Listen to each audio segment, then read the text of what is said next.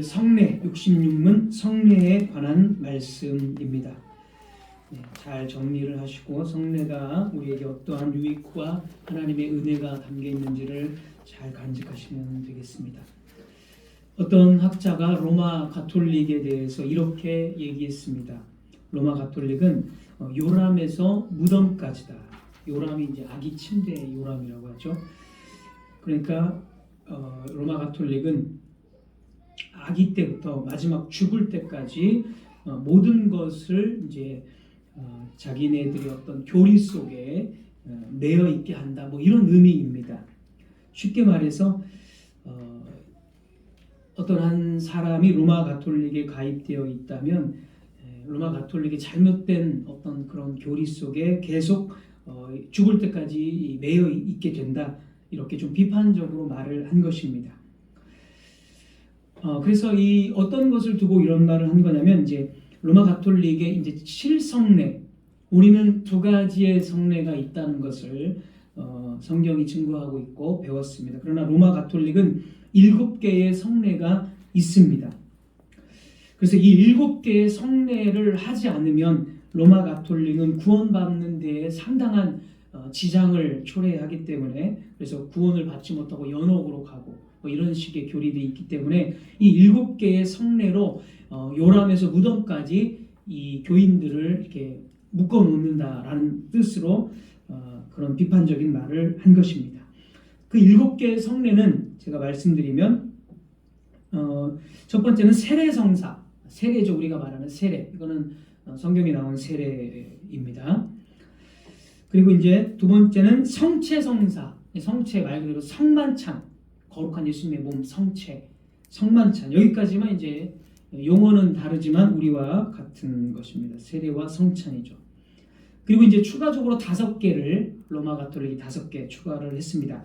혼인성사, 혼인을 성례로 보는 것입니다. 이들은 혼인성사.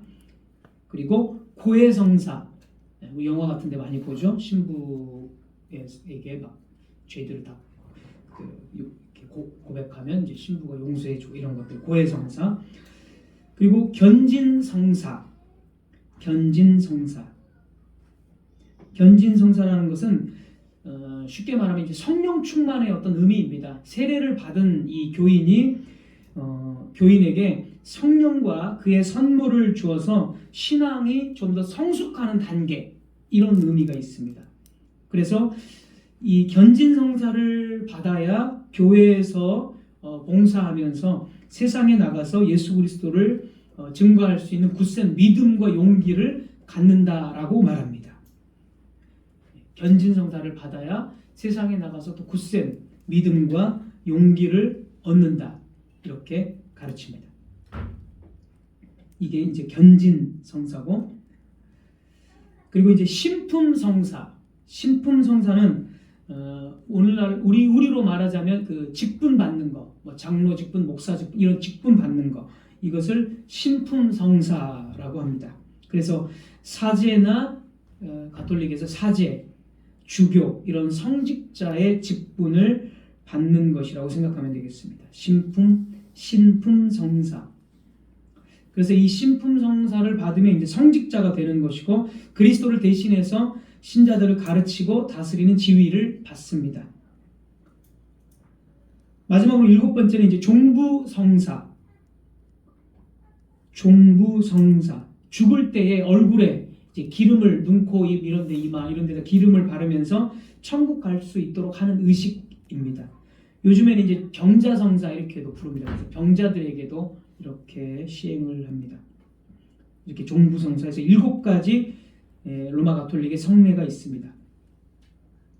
그래서 이 로마 교회는 신부가 집례하는 이 7개의 성례가 구원을 주는데 절대적인 힘을 가지고 있기 때문에 신부가 그만큼 이거를 집례하는 사람은 신부이기 때문에 집례하는 사람이 신부이고 이 의식 자체가 구원에 있어서 절대적이기 때문에 신부의 어떤 그 권위나 이런 힘이 절대적이라고 볼 수가 있습니다.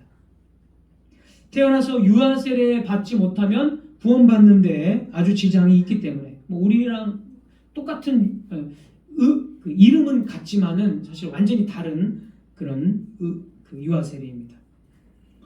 성만찬 같은 거 못하면 역시 안 되고, 신부에게 고해성사 안 하면 역시 구원받는데 지장이 있고, 혼인할 때도 혼인성사로 반드시 또 해야 되고, 죽기 전에 이제 임종 때에 종부성사를 해야 또 천국을 갈 수 있다고 생각을 합니다.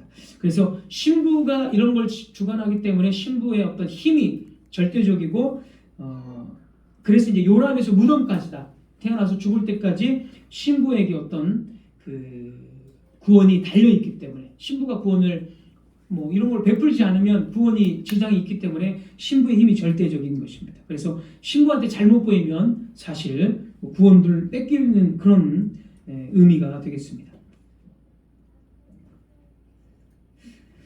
자, 그러나 이와 같은 두 가지 성례 빼고 나머지 추가적으로 만들어낸 5가지의 이 성례는 로마 교회의 미신적인 의식에 불과합니다.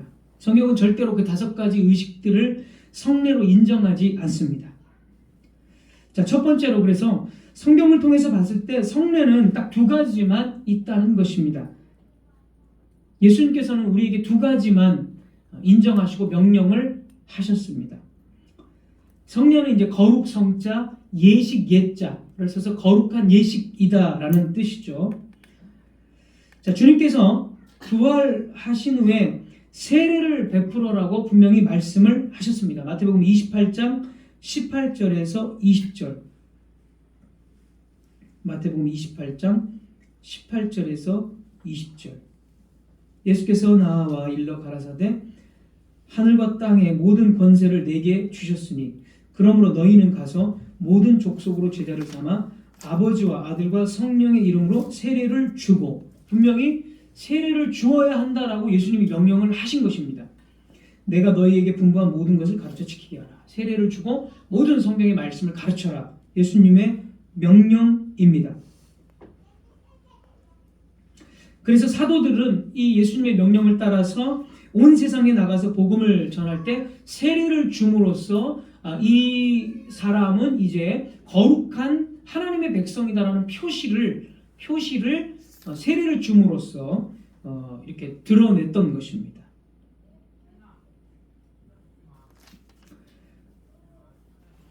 그리고 이제 2번째 성례는 주님께서 십자가를 지시던 전날 밤 이 6월절 식사 자리에서 성찬을 제정하셨습니다. 고린도전서 11장 23절에서 26절을 한번 보겠습니다. 고린도전서 11장 23절에서 26절.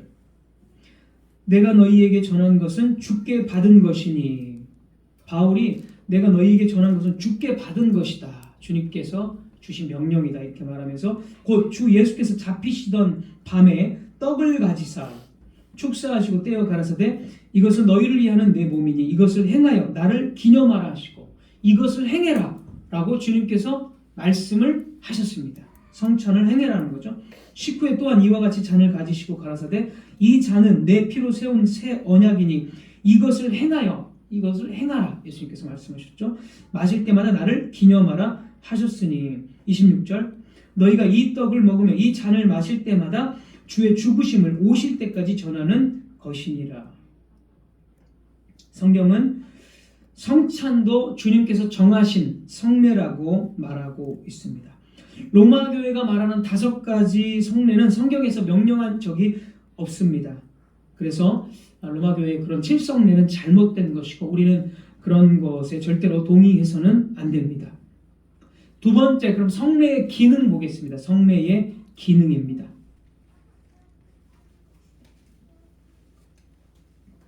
성례의 기능.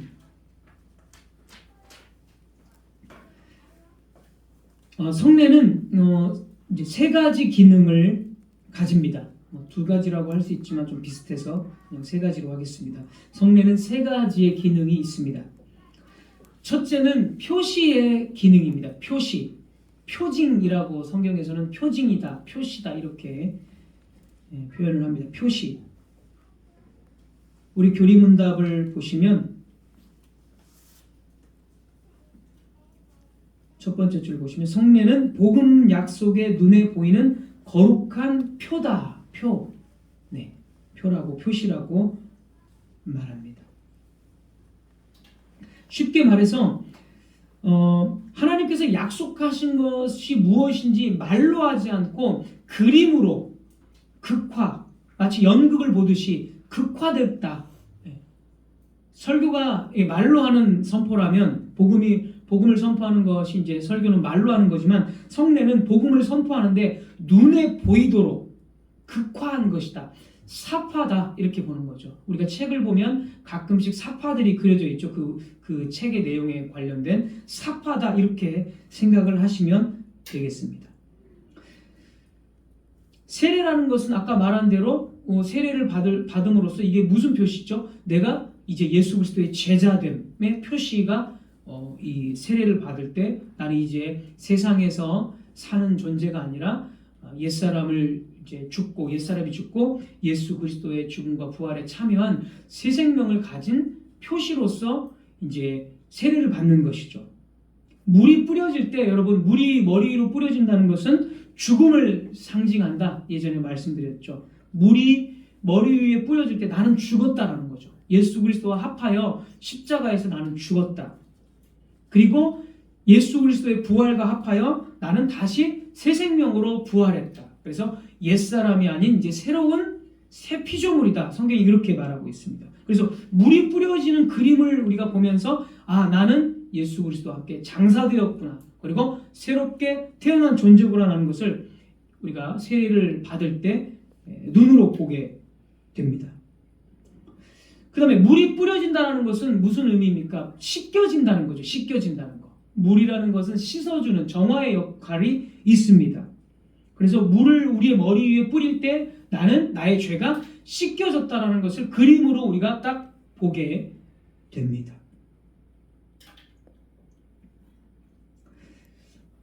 성경이 그렇게 증거를 합니다. 로마서 6장 3절.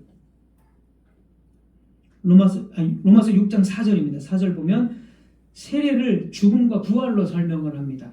로마서 6장 4절. 그러므로 우리가 그의 죽으심과 합하여 세례를 받음으로 그와 함께 장사되었나니. 세례를 받을 때 우리가 죽었다는 거예요. 물이 뿌려지면서. 이는 아버지의 영광으로 말미암아 그리스도를 죽은 자 가운데서 살리심과 같이 우리로 또한 새 생명 가운데서 행하게 하려 함이다. 죽음과 부활이 세례 받을 때 그 그림 안에 담겨져 있다는 것입니다. 성찬도 역시 표시합니다. 표입니다. 우리는 성찬에 참여할 때 그리스도의 몸과 피를 눈으로 보고 상징적으로 빵과 이 포도주를 볼 때 그리스도의 몸과 피를 눈으로 보고 그리고 나의 손으로 집어서 그것을 내가 받아서 먹습니다. 그래서 우리는 이 행위를 이 펼쳐진 빵과 포도주 그리고 그거를 직접 우리가 받아서 우리 입으로 먹음을 통해서 이 행위를 통해서 우리 자신이 예수 그리스도를 먹고 마시면서 사는 존재임을 드러내는 것입니다. 예수 그리스도의 생명이 내 안에 있다라는 것을 우리가 직접 눈으로 보고 우리 입으로 먹으면서 그게 다 표시로서 드러난다라는 것입니다. 그래서 성례는 표시의 기능을 합니다. 두 번째, 성례의 기능 두 번째는 도장과 같은 기능, 인이라고 하죠. 표와 인이다. 우리 교리문답 보면. 그래서 도장과 같은 기능을 합니다. 이 도장의 기능이 뭐냐면 우리 교리문답을 보십시오.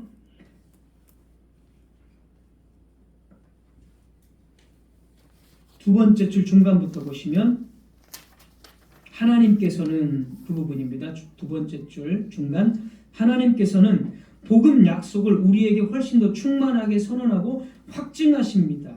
도장의 기능이 뭐냐면 확증입니다. 확증과 보증. 우리 어떤 문서에 있어서 서류에 있어서 도장이 꽝 찍혀야 이것이 나의 것이다. 예를 들어 소유권이 어떤 거에 대해서 소유권을 내가 주장하려면 내 도장이 딱 찍혀야 이게 나의 것이라는 어떤 확증과 보증이 되는 것처럼 성례가 도장과 같은 기능을 한다는 것은 하나님께서 약속하신 모든 것이 절대로 거짓말이 아니고 불성실한 것도 아니고 확실하게 보증한다라는 의미를 성례로 보여주는 것입니다. 예수 그리스도께서 하신 이 구속의 사역이 진실로 나를 위한 것임을 우리가 어떻게 알 수 있습니까? 하나님은 우리가 그것을 의심하지 않기를 원하십니다. 그렇기 때문에 하나님은 나에게 세례 때에 세례라는 성례를 베풀어 주셔서 물을 뿌리십니다. 물을 뿌림으로써 내 죄가 확실하게 찢겨졌다는 것을 아까도 표시라고 했지만 이번에는 비슷하죠. 좀 비슷하지만 물이 뿌려짐으로써 이게 확실하다는 것을 보증하신다는 거죠. 예수 그리스도께서 약속하신 것이 무엇이죠? 죄 용서함. 그 죄 용서함이 세례 때 물이 뿌려질 때 이게 거짓말이 아니라 확실하구나 이렇게 눈으로 보여지는 도장이다. 이런 기능이 되겠습니다. 성찬도 마찬가지겠죠. 성찬에 빵이 찢겨질 것처럼 이게 빵이 이제 우리가 뜯어서 이렇게 먹는 건데 우리 뭐 조각을 미리 내놓지만 그 편의상 이 빵이 있으면 그 빵을 우리가 뜯어서 먹습니다. 그러면 이 뜯어질 때 이 찢기는 것이 예수 그리스도의 찢겨진 살을 의미합니다. 찢겨진 살.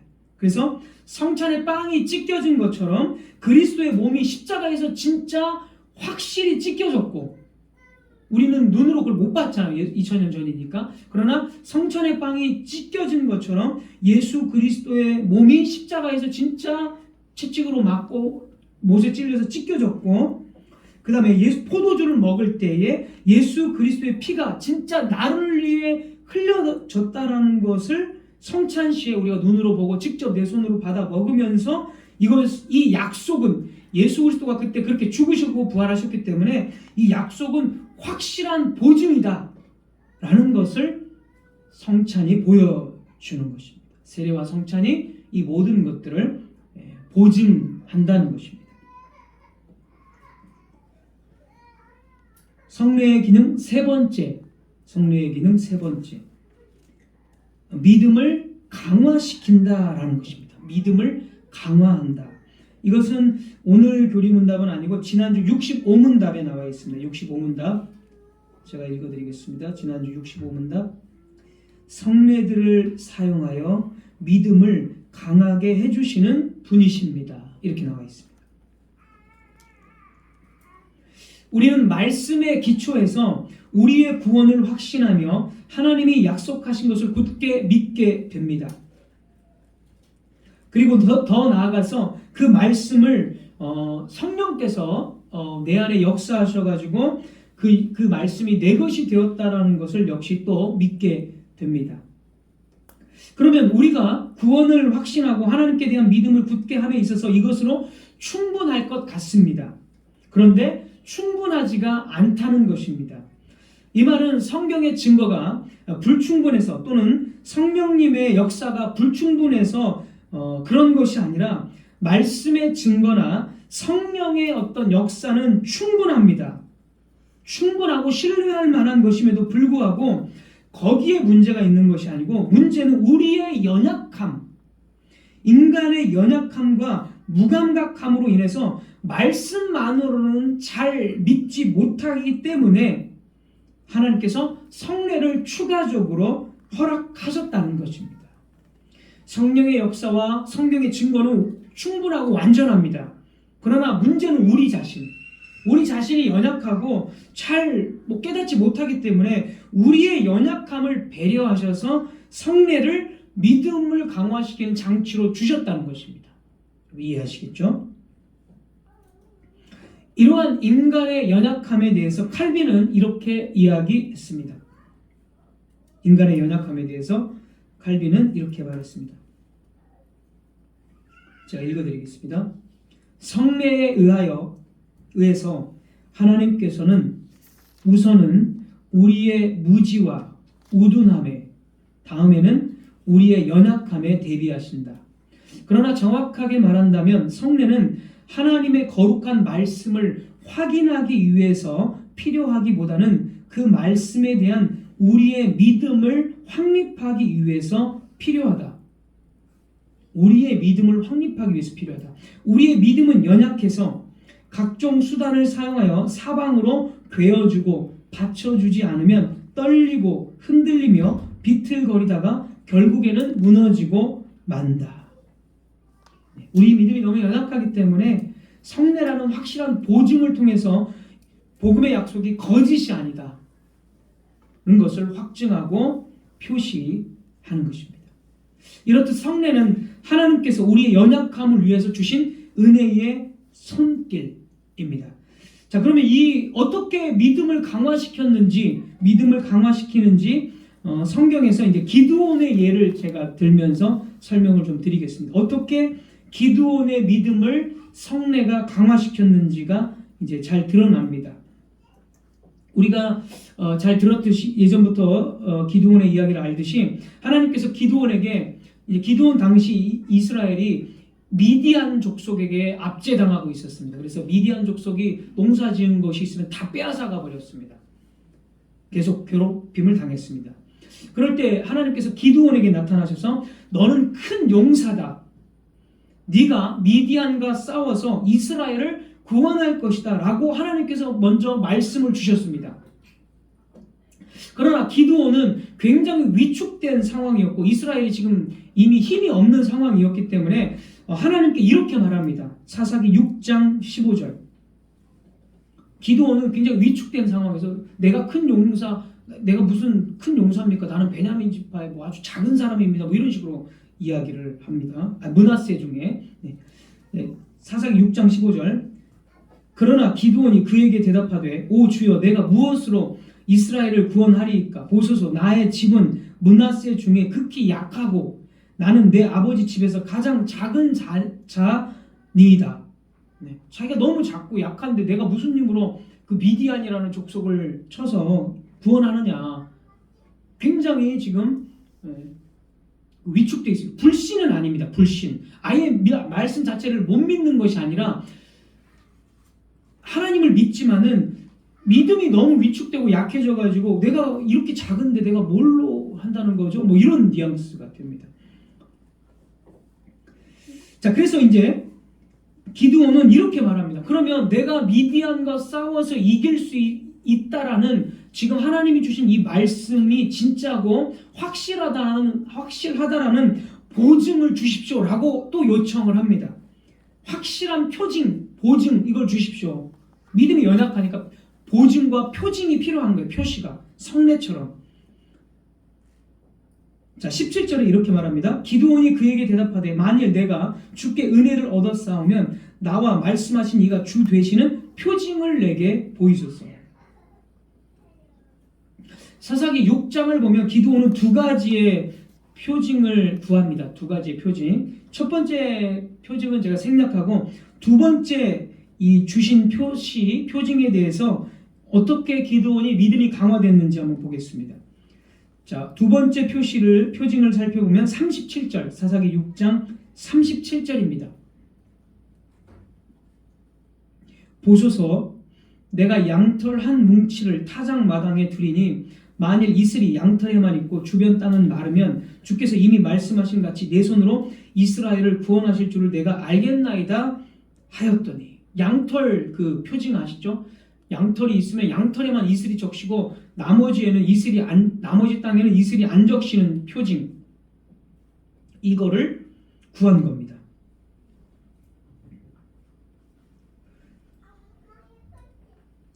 자, 이거를 여러분 잘 보십시오. 지금 기드온이 표징을 구했습니다. 이 표징을 받고 기드온은 믿음이 강화돼서 진짜 미디안 족속하고 싸워서 이깁니다. 그래서 이스라엘을 구원합니다.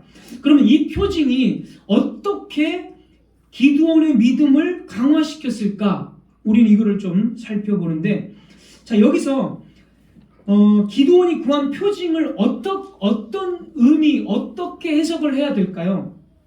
문맥을 보면 이 표징을 기드온이 이게 진짜 하나님이 내가 미디안과 싸워서 이긴다는 표징이 맞구나. 이 문맥을 보면 이렇게 답이 나옵니다. 자, 기드온이 구한 표징이 뭐예요? 내가 어떻게 미디안과 싸워서 이기겠습니까? 이 표징을 구했어요. 그리고 표징을 받았어요. 그러면 표징의 내용은 무엇이 되어야 되죠? 기드온이 미디안과 싸워서 이긴다라는 내용이 되어야 돼요. 그 표징의 내용은, 해석이. 이해하시겠어요? 왜냐하면 문맥이 내가 어떻게 이깁니까? 그래, 표징 줄게 하면서 표징을 구했잖아요. 그러니까 표징 줄게 하면서 표징을 줬어요. 그러니까 그 표징의 내용은 뭐가 돼야 돼요? 기드온이 싸워서 이긴다는 표징이 되어야 되는 거예요. 그래야 말이 맞죠. 자, 그러면 양털 뭉치는 뭘 의미할까요? 양털 뭉치. 양털 뭉치는 타작 마당에 있는 양털 뭉치입니다. 타작 마당. 자, 이 양털 뭉치는 기드온을 상징해요. 기드온. 왜 그러냐면 기드온은 포도주 틀 안에 숨어가지고 거기서 이제 숨어서 타작을 하고 있었습니다. 그래서 이 양털 뭉치는 기드온을 상징합니다. 약간 뭐 억지 아니냐 이렇게 말할 수 있어요, 여러분들이. 근데 여러분 잘 들어보세요. 계속해서.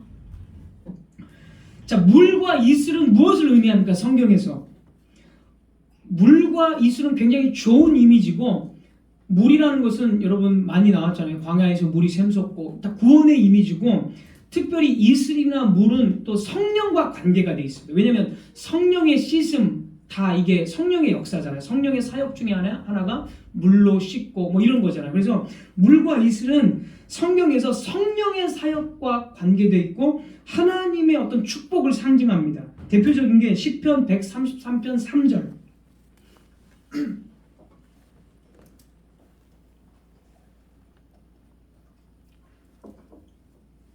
시편 133편 3절. 헐몬의 이슬이, 여기 보십시오. 이슬이 나오죠. 헐몬의 이슬이 시온의 산들에 내림 같도다. 시온은 여러분 하나님의 거주하시는 처소잖아요. 그 하나님의 거주하시는 처소에 헐몬산에 이슬이 내려요. 굉장히 좋은 이미지죠. 그러니까 벌써 딱 봤을 때 헐몬의 이슬이 시온의 산들에 내림 같도다. 거기서 여호와께서 복을 명령하셨나니 곧 영생이로다. 시온과 이슬과 복, 이 모든 것들이 어우러져 있어요. 그러니까 여기서 그냥 예전에 뭐 이것도 설교한 적이 있는데, 이슬이라는 것은 굉장한 어떤 축복과 연관된 상징적인 의미를 가지고 있습니다. 그래서 이 이슬은 하나님이 주시는 큰 어떤 은혜와 성령의 어떤 그 상징들을 의미합니다. 자, 그러면 기드온은 양털을 상징해요. 근데 양털이 이슬이 양털에만 적셨어요. 그럼 이 상징들을 조합해 보시면 성령이 누구에게 임한다는 거예요? 기드온에게. 하나님의 은혜가 기드온에게 임한다는 의미가 됩니다. 사사들이 적들과 싸울 때 뭐가 임하죠? 삼손, 하나님의 영이 임해서 다 죽이잖아요. 마찬가지입니다. 양털 뭉치에 성령의 이슬, 성령의 은혜가 임해서 이 양털은 기드온을 상징합니다. 그래서 양털을 상징하는 기드온에게 성령이 임해서 미디안과 싸워서 이기는 거예요. 기드온은 성령, 하나님의 충만한 복에 따라서, 그리고 성령의 충만함으로 미디안을 이깁니다. 자, 이런 표징을, 미디안을 이길 수 있는 그 확증하는 표징이 뭡니까? 라고 물었기 때문에 이 표징은 바로 이런 식으로 해석이 되어야 되고, 이 표징 그대로 기드온은 이제 그거를 받고 미디안에게 나가서 싸워서 이깁니다. 기드온이 그 표징을 이해했을까요?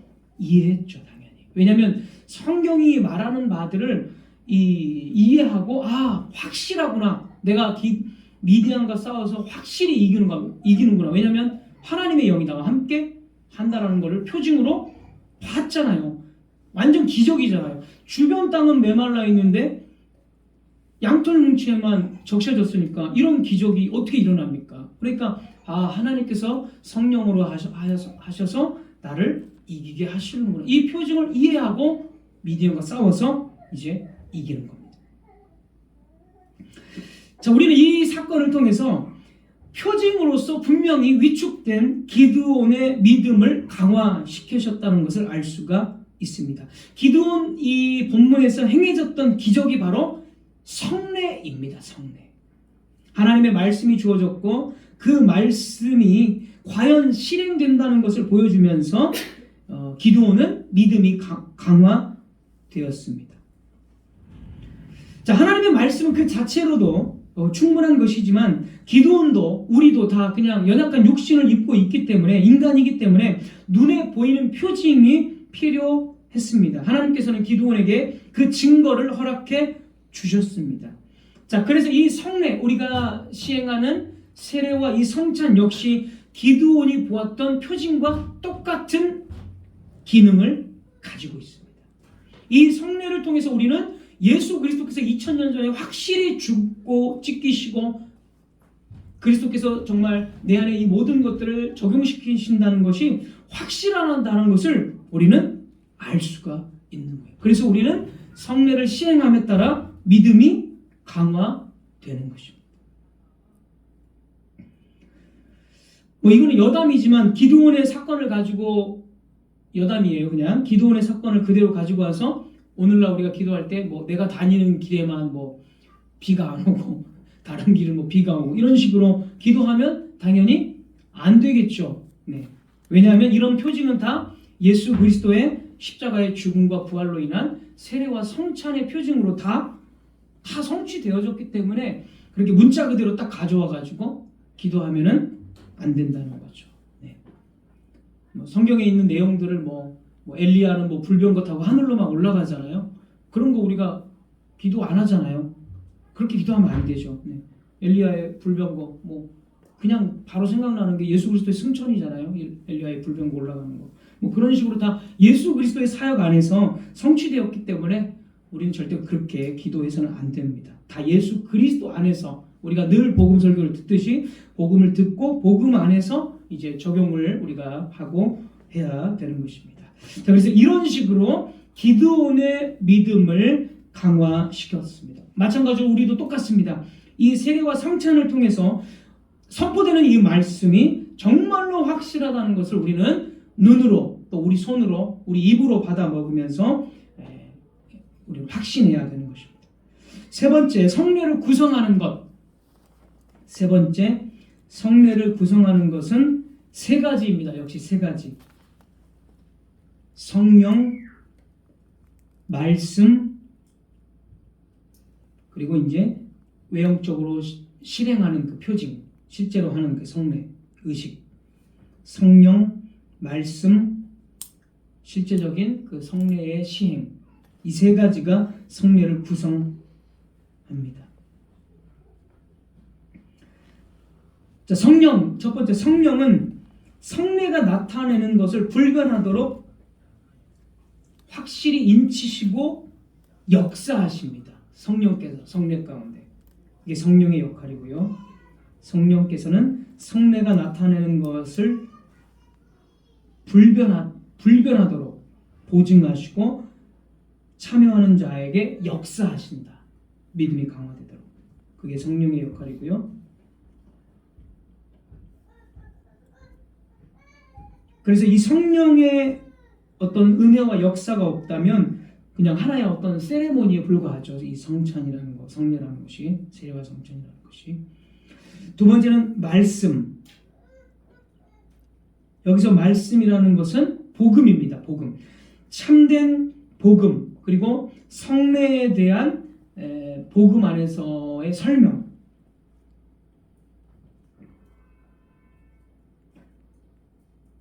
여기서 말씀은 참된 복음이고 표징인 성례를 바르게 깨닫게 하는 말씀입니다. 그러니까 성례가 시행될 땐 참된 복음과 함께 시행되어야 이게 무슨 의미인지를 안다는 거예요. 로마 교회의 예를 들면 좀 더 쉽게 이해가 가실 것입니다. 로마 교회의 예를 들면 로마 교회의 성찬을 여러분들이 인터넷이나 유튜브 같은 데서 저는 이제 찾아봤거든요. 어떻게 하는지. 실제로 가서 보지는 못하니까 유튜브에서 보니까 성찬을 이렇게 하는 걸 보니까 이 신부가 알아듣지 못하는 주문 같은 거를 막 계속 중얼거립니다. 근데 이게 성도들이 이게 무슨 말인지 잘 몰라요. 약간 그 외국어 같기도 하고.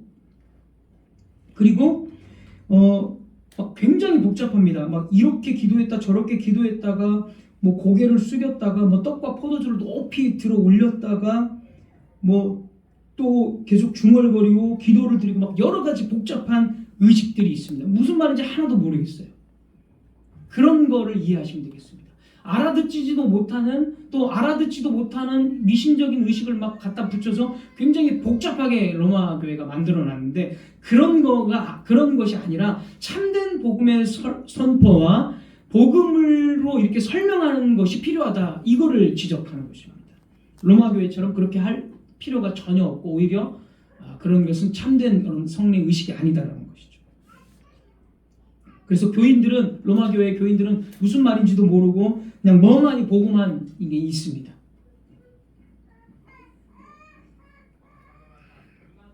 그래서 말씀과 이 성례를 분리시킬 수 없게 연결되어 있다. 말씀이 없으면 우리의 감각기관은 단순히 표징만을 볼 뿐이어서 어리둥절해질 것이다. 그렇게 말하는 것입니다.